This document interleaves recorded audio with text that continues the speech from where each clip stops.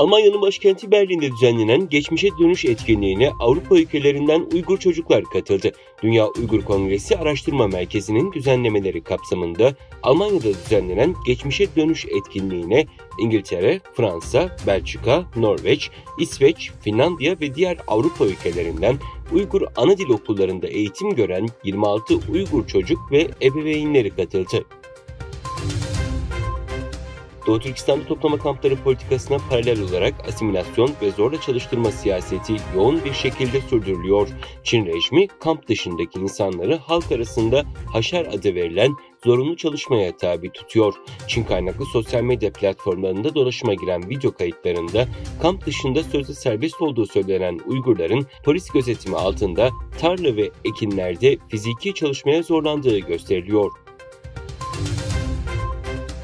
Fransa Cumhurbaşkanı Macron'un Çin ziyaretinde Avrupa'nın ABD'nin peşinde gitmemesi yönünde yaptığı açıklamalar Almanya'da farklı tartışmalara neden oldu.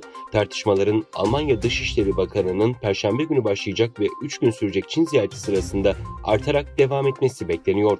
Bakan ve partisi Yeşiller Çin'e karşı sert politikadan yana, bu nedenle bakanın ziyaretini bu temelde kullanması bekleniyor. Suudi Arabistan, Çin'le temiz hidrojen enerjisi alanında imzalanan mutabakat zaptını onayladığını duyurdu.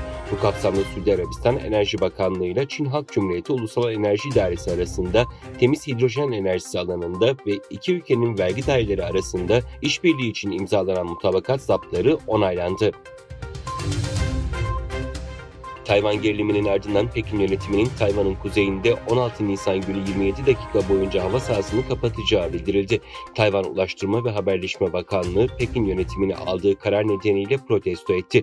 Tayvan Ulaştırma ve Haberleşme Bakanlığı Pekin yönetiminin ilk olarak bu yasağı 16-18 Nisan tarihleri arasında 3 gün boyunca uygulamak istediğini, fakat Tayvan tarafından gelen tepkilerin ardından süreyi 27 dakikaya çektiğini ifade etti.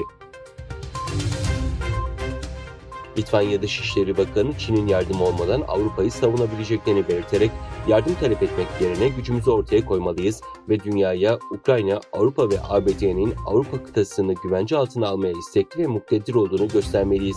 Göndermemiz gereken tek sinyal bu ifadesini kullandı. Bakan Twitter hesabından yaptığı açıklamada Avrupa'yı totaliter yönetimlere verilen destek ve söz konusu ülkelere yapılan yatırımlar nedeniyle eleştirdi.